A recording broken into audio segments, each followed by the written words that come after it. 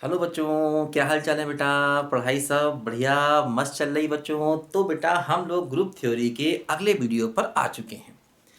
और बेटा इससे पहले मैं ग्रुप थ्योरी के बहुत से वीडियो अपलोड कर चुका हूँ। कहाँ मिलेंगे एक बार फिर बता रहा हूँ। चैनल पे जाएंगे, प्लेलिस्ट दिखेगा, प्लेलिस्ट में एंटर करेंगे तो एक प्लेलिस्ट आपको दिखेगा group theory and modern algebra का। उसमें आपको ग्रुप थ्योरी के सारे वीडियोस मिलेंगे और भी बहुत सारे प्लेलिस्ट आपको दिखेंगे। हर प्लेलिस्ट को सर्च करिए, आपके बहुत काम की चीज़ें वहाँ पर हैं। वो जो टॉपिक सारे आप ढूंढ रहे हैं आपको ऑलमोस्ट वहाँ पर मिलेंगे। ठीक है बच्चों, बहुत सारे वीडियोस बेटा मैं अपलोड कर रहा हूँ। ठीक है बच्चों, चलिए तो बेटा आज हम लोग क्लास इक्वेशन का यूज़ करके ग्रुप थ्योरी की एक बहुत बहुत बहुत इंपॉर्टेंट थ्योरम पढ़ने जा रहा है। ये थ्योरम बेटा बहुत इंपॉर्टेंट होती है क्लास इक्वेशन के एप्लीकेशन पर। देखो बच्चों ये थ्योरम बेस्ड होती है। क्या थ्योरम है देखो बच्चों, हम लोग इसको आज पढ़ते हैं। देखो बच्चों क्या होता है, थ्योरम है बच्चों ये। देखो थ्योरम क्या कहती है कि इफ ऑर्डर ऑफ जी बराबर P raise to the power N, और पी क्या है बोलो, प्राइम नंबर है। पी क्या है बोलो, प्राइम नंबर। प्राइम नंबर आप जानते हैं, जैसे प्राइम नंबर क्या क्या होते हैं, 2 है, 3 है, 5 है, 7 है, ये सब क्या होते हैं बोलो, प्राइम नंबर्स होते हैं।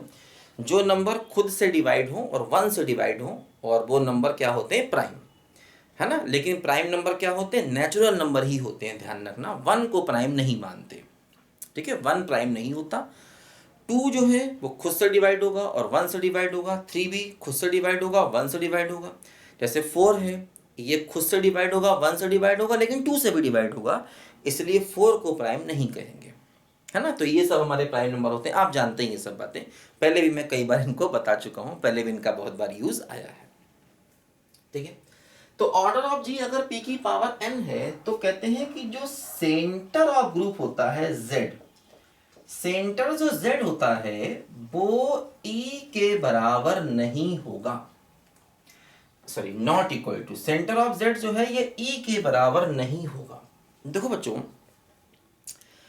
सेंटर ऑफ ग्रुप, अब थोड़ा बेटा पुराने वीडियोस पढ़ने पड़ेंगे हमको, जरूरी है बेटा, उसके बिना हम लोग यहाँ पर नई चीज़ों को सीख सकते। आप जाइए प्लेलिस्ट में जाइए, आपको ग्रुप थ्योरी के पुराने सारे वीडियोस मिलेंगे। हर वो बात जो मैंने पढ़ाई है बेटा पहले, यहाँ दोबारा नहीं बताई जा सकती, चीज़ें बहुत आपस में कनेक्टेड हैं। तो प्लीज़ बेटा पुराने वीडियोस पढ़ लेंगे तो आपको सब कुछ क्लियर हो जाएगा। अब कोई बच्चा ये कहे सर बता दीजिए ग्रुप दोबारा यहाँ क्या होता है, या सब ग्रुप क्या होता है, या नॉर्मल सब ग्रुप क्या होता है, इन सबका यहाँ पर यूज़ होने वाला है। तो ये सब बेटा मैंने बताया, थोड़ा थोड़ा पढ़ लो। सब ग्रुप क्या होता पढ़ लो, नॉर्मल सब ग्रुप क्या होता पढ़ लो, सेंटर पढ़ लो, नॉर्मलाइजर पढ़ लो, ये सब बहुत जरूरी है। ठीक है ना, देखो ध्यान दो बच्चों। तो कह रहे हैं कि सेंटर इसके बराबर नहीं होगा।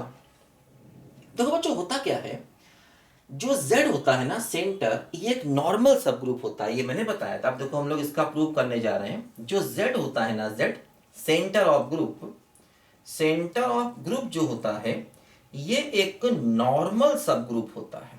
ये बात हम जानते हैं, मैंने बताई थी आपको, समझाई थी, प्रूव किया था। सेंटर ऑफ ग्रुप बच्चों एक नॉर्मल सब ग्रुप होता है। अच्छा, अब देखो इंपॉर्टेंट ये है, जो ई होता है, अगर हम कोई भी ग्रुप ले लें, कोई भी अगर हम ग्रुप ले लें तो जो ई होता है वो उसका सब ग्रुप होता है ना। जैसे कोई भी ग्रुप ले लीजिए, जब ग्रुप लेंगे तो उसमें उसकी आइडेंटिटी भी होगी। तो जो ये ई होता है जिसमें अकेला ही एक एलिमेंट ई मतलब जी का आइडेंटिटी, अगर हम ई से एक ग्रुप बना दें तो इंपॉर्टेंट बात ये है, ये ग्रुप भी इसका नॉर्मल सब ग्रुप होता है। तो मतलब ये जो ई वाला ग्रुप होता है ये हमेशा इसका नॉर्मल सब ग्रुप होता है। किसका, जी का, ये हमेशा ऐसा होगा। खाली अगर हम ई ले लें तो ये खाली ई भी एक नॉर्मल सब ग्रुप होता है।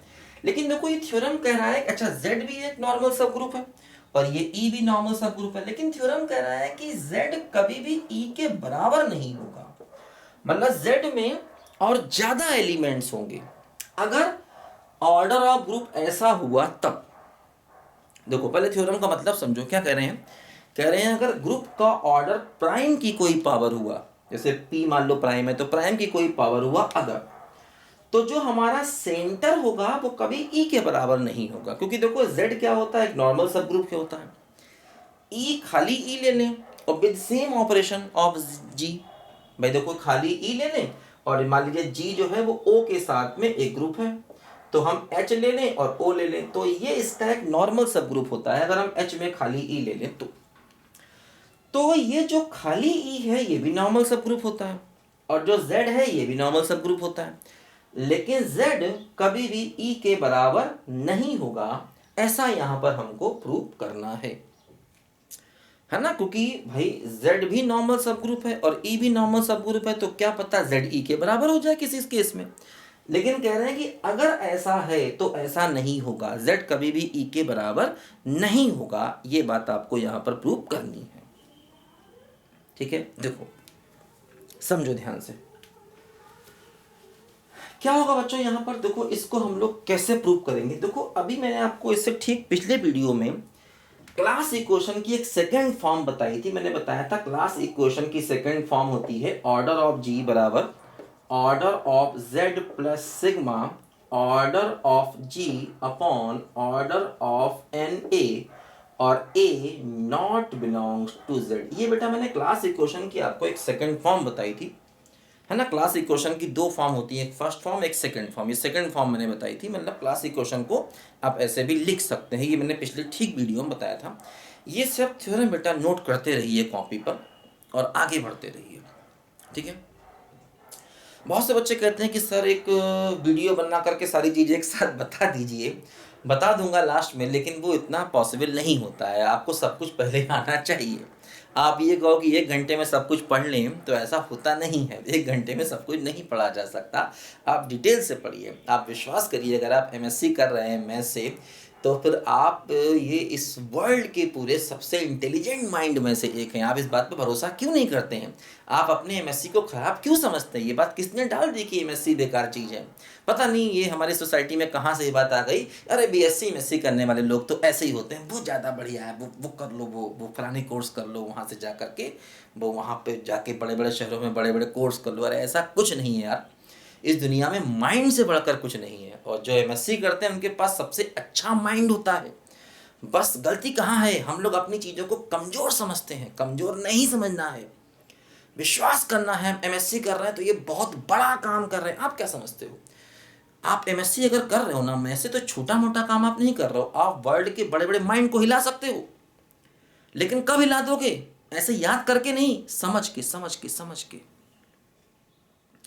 अगर आप चीज़ों को समझ के पढ़ते हो ना, ये प्योर मैथ्स है ना, इसमें अच्छे अच्छों के माइंड हिल जाते हैं बेटा। अच्छे अच्छों के पल्ले नहीं पड़ती है, किताब में सामने लिखा होता समझ में नहीं आता किताब वाला कह क्या रहा है।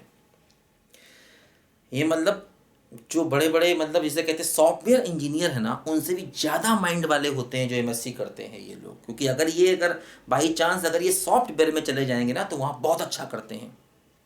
आप देखिए जो बड़े बड़े मैथमेटिशियंस होते हैं ना, अगर वो सॉफ्टवेयर में उतर जाएं तो बहुत अच्छा कर सकते हैं, क्योंकि उनके पास माइंड है ना, लॉजिकल माइंड है, सोचने समझने की क्षमता। यार माइंड का मतलब ये नहीं कि यार रट के पास कर लें, गलती वहीं पर करते हैं। रट के पास करने की कोशिश करते हैं, बस सोचते हैं कि यार हमारे 100 में से जो है किस तरीके से 80-90% नंबर आ जाए, बस वहीं पर हम गलती करते हैं। कोई बात नहीं, नंबर जो भी आए, आपको नॉलेज होनी चाहिए।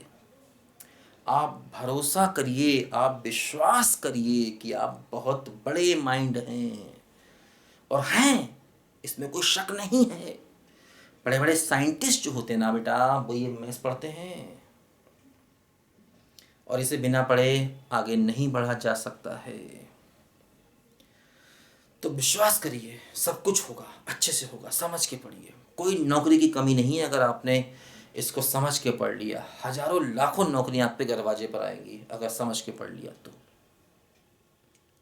चलो खैर बेटा, बातें चलती रहेंगी। थोड़ा इमोशनल हो जाता हूँ कई बार, जब मुझे लगता है यार कि मैथ्स वालों को पता नहीं क्या आजकल समझा जा रहा है ना।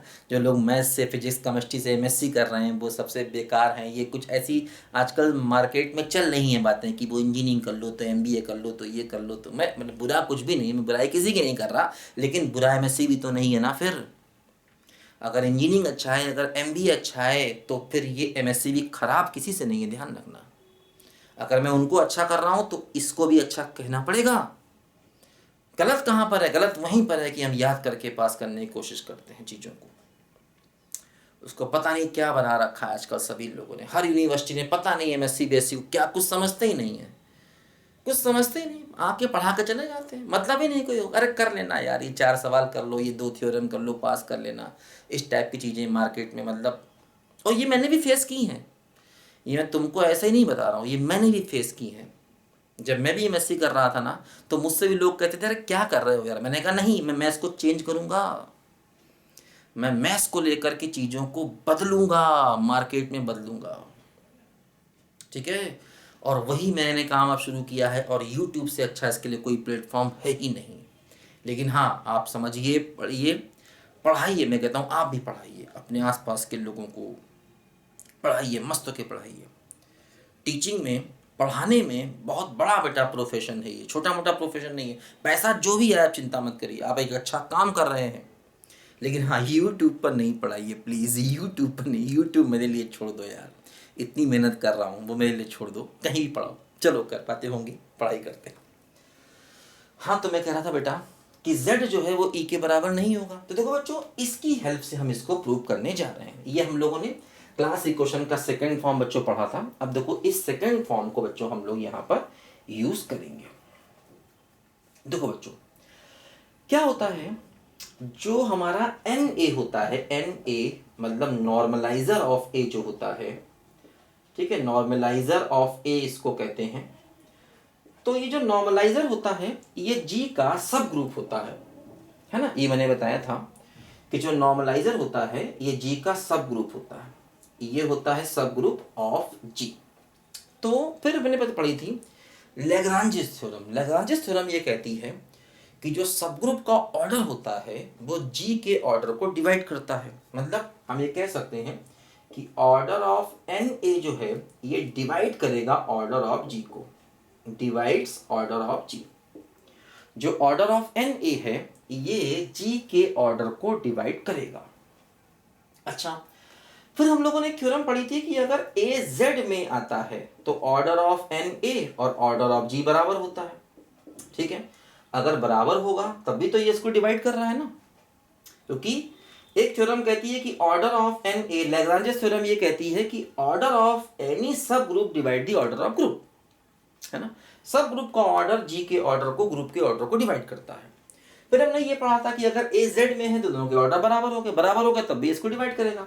अच्छा, दूसरी बात, अगर ए जेड में नहीं है तो फिर जो ऑर्डर ऑफ एन ए होगा वो ऑर्डर ऑफ जी से लेस होगा, क्योंकि तभी तो डिवाइड करेगा। अगर जेड में है तो ऐसा होगा, जेड में नहीं है तो ऐसा होगा।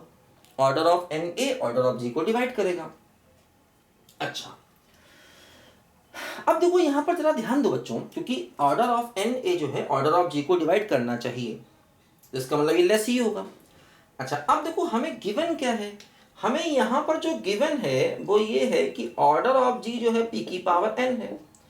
अच्छा, अब अगर order of N A order of G से छोटा है और उसको डिवाइड भी कर रहा है, क्योंकि ये तो हमें गिवन है, तो इसका मतलब जो ऑर्डर ऑफ एन ए है ये कुछ p की पावर फॉर एग्जांपल n1 होना चाहिए, और ये जो n1 है ये n से छोटा होना चाहिए, क्योंकि ये ऑर्डर इसको डिवाइड करेगा, क्योंकि ये p की पावर n है, और p की पावर n की चीजों को डिवाइड करने के लिए भी p की पावर n टाइप की चीज, जैसे कि मान लो अगर मैं ले लूं 7 की पावर 6, तो 7 की पावर 6 किससे डिवाइड होगा, केवल या तो 7 से होगा, या 7 की पावर 2 से होगा, या 7 की पावर 3 से होगा, 4 से होगा, लेकिन और किसी से नहीं होगा। 7 की पावर 6, क्योंकि यहाँ जो है p प्राइम है, तो प्राइम की जो कोई पावर होती है वो हमेशा प्राइम की ही पावर से डिवाइड हो सकती है, छोटी पावर से किसी से भी, ये इससे भी डिवाइड होगा, इससे भी, इससे भी। तो यहाँ पर अगर ये प्राइम की पावर n है तो order of N A prime की पावर कुछ n1 होगा, और यहाँ पर n1 n से छोटा होना चाहिए, क्योंकि ये जो है ये इसको डिवाइड करना चाहिए, और वो तभी पॉसिबल है जब ये भी p की पावर में ही हो, क्योंकि ये p की पावर में है तो ये भी p की पावर में ही होना चाहिए। बात समझे। अच्छा, अब देखो यहां पर क्या होगा, समझो जरा ध्यान से कि अब हम क्या करें। देखो, इस इक्वेशन में चीजों को रखें यहां पर, ठीक है। देखो इसमें जरा हम चीजों को रखें, देखो जरा ध्यान दो यहां पर बच्चों, इसको लिखो जरा ध्यान से। यहां करते हैं, देखो बचा हुआ काम,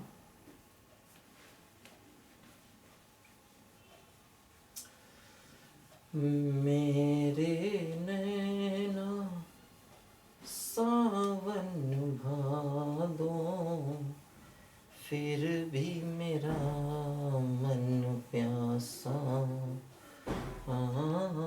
देखो जैसे इसमें हम रखें ऑर्डर ऑफ जी क्या है, ये है पी की पावर एन बराबर ऑर्डर ऑफ जेड प्लस, यहां पर देखो ये वो केस ले रहे हैं, ये वाले हम केस ले रहे हैं जिनमें ए जेड में नहीं आता है, तो इन केसेस के लिए ही ये होगा। ये जो चीजें हैं, ये वाली चीजें, ये उन्हीं केसेस के लिए जो ए जेड में नहीं आ रहे हैं, तो उनके लिए ऐसा होगा और उनके लिए ही ऐसा होगा। तो यहां पर देखो हम इसको लिख सकते हैं सिग्मा, और ऑर्डर ऑफ जी क्या है पी की पावर एन, और ये क्या हो गया पी की पावर एन पर, और ए क्या है नॉट बिलोंग्स टू जेड है ना। तो ये उन केसेस के लिए हम कर रहे हैं जो कि जेड में नहीं आते हैं, क्योंकि जो जेड में आते हैं उनके लिए तो वन है, वो केस यहाँ से निकल जाते हैं। यही मैंने आपको पिछले थ्योरम में बताई थी, जो जेड में आते हैं एलिमेंट वो केसेस यहाँ से निकल जाते हैं, है ना। इसके ठीक पिछले वीडियो में मैंने आपको यही बात डिटेल से समझाई थी कि जो चीज़ें जेड में आती हैं उनके लिए ये बराबर होता है, तो ये यहाँ से निकल जाती हैं चीज़ें, ठीक है ना। अच्छा अब देखो यहाँ पर जरा ध्यान दो बच्चों, क्या होगा कि ऑर्डर ऑफ जेड यहाँ से निकालें तो ये होगा पी की पावर एन, और इसको दिल ले जाएं तो माइनस सिग्मा, और ये हो जाएगा पी की power n minus n one, और ए नॉट बिलोंग्स टू जेड। बात समझे, ये निकालना इसको जाके माइनस कर दिया।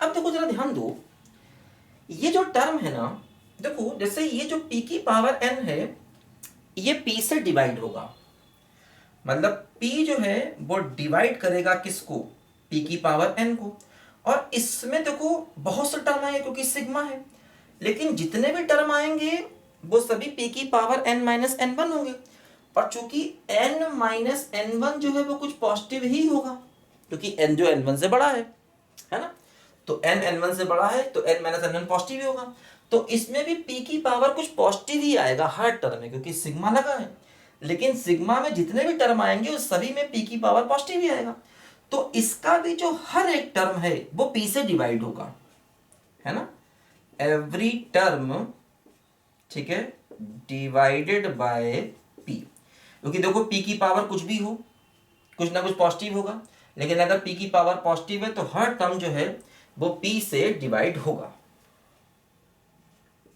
ठीक है, हर टर्म p से डिवाइड होगा, और ये भी p से डिवाइड होगा, तो इसका मतलब राइट हैंड साइड जो है ये p से डिवाइड होगी, ये कंफर्म है, ये भी p से डिवाइड होगा, ये भी p से डिवाइड होगा। अच्छा अब इसका मतलब अगर राइट हैंड साइड p से डिवाइड हो रही है तो हम कह सकते हैं right hand side is divisible by p, is divisible by p, तो इसका मतलब जो लेफ्ट हैंड साइड है वो भी डिविजिबल बाय p होना चाहिए, और लेफ्ट हैंड साइड क्या है, ऑर्डर ऑफ जेड, है ना, तो इसका मतलब ये हुआ कि ऑर्डर ऑफ जेड जो है वो डिविजिबल बाय p होना चाहिए, और p मतलब प्राइम, तो इसका मतलब ये हुआ कि अगर ऑर्डर ऑफ जेड प्राइम से डिवाइड होगा तो इसका मतलब जेड में एक से ज्यादा एलिमेंट होना चाहिए, क्योंकि भाई p क्या होता है 2 3 4 5, तो उनसे डिवाइड होने वाली चीजें क्या होंगी, या तो 2 होगा या 3 होगा या 5 होगा या 7 होगा एंड सो ऑन, तो इसका मतलब ये हुआ कि z में जो नंबर ऑफ एलिमेंट्स है वो एक से ज्यादा होना चाहिए, तभी ऑर्डर ऑफ z p से डिवाइड होगा, क्योंकि p का मतलब 2 3 5 एंड सो ऑन। तो यहां से कंफर्म हो गया कि z हैज मोर देन, ठीक है, वन एलिमेंट, एक से ज्यादा एलिमेंट z में होना चाहिए, क्योंकि अगर z e के बराबर है इसका मतलब z में अकेला एलिमेंट है, तो वो पॉसिबिलिटी देखो यहां से खत्म हो गई, क्योंकि z के पास एक से ज्यादा एलिमेंट होने चाहिए, क्योंकि ऑर्डर ऑफ z का मतलब z के number of elements, order of any finite group मतलब उस ग्रुप के नंबर ऑफ एलिमेंट्स, तो यहाँ पर z में एक से ज्यादा एलिमेंट होना चाहिए, मतलब z e के बराबर नहीं हो सकता, क्योंकि z में कुछ, है ना, e के बराबर नहीं हो सकता, क्योंकि अगर वो e के बराबर हुआ तो इसका मतलब उसमें अकेला एलिमेंट है, और अकेले एलिमेंट को यहाँ पर गलत बता रहा है, क्योंकि z में अकेला एलिमेंट नहीं होना चाहिए, z में जो एलिमेंट्स हैं वो एक से ज्यादा होने चाहिए, यही हमको देखो यहाँ पर प्रूव करना था। तो काफी बच्चों इंपॉर्टेंट थ्योरम है ये सब, लॉजिकल थ्योरम है, लेकिन प्लीज थोड़ा पुराने वीडियोस को पढ़ लीजिए, जो पुरानी बातें मैंने समझाई थी उनको बेटा आना बहुत जरूरी है, क्योंकि अगर वो सब पुरानी बातें बेटा मैं यहाँ रिवाइज करने लग जाऊंगा तो जो पढ़ाना वो फिर रह जाएगा। बड़ी प्रॉब्लम है। चीज़ें बहुत आपस में इंटरकनेक्टेड हैं, बहुत से टॉपिक में नहीं होती हैं, यहाँ पर हैं। तभी तो बेटा प्योर मैथ्स है, तभी तो आप जैसे माइंडेड लोग, लॉजिकल माइंड लोग इसको पढ़ पाते हैं, बाकी सब कहाँ इसको सीख पाते हैं। लॉजिकल ना होता तो हर आदमी नहीं सीख लेता। मैथमेटिशियन बहुत दिमाग वाले होते हैं, वो चीज़ों को लॉजिकल इसलिए बनाते हैं क्योंकि हर आदमी सीख करके हीरो ना बन पाए, और आप तो कर सदाबहार हीरो हैं क्योंकि आप सीख रहे हैं। चलिए बच्चों, इस वीडियो में इतना ही, मिलते हैं बेटा अगले वीडियो में, तब तक के लिए बाय बाय।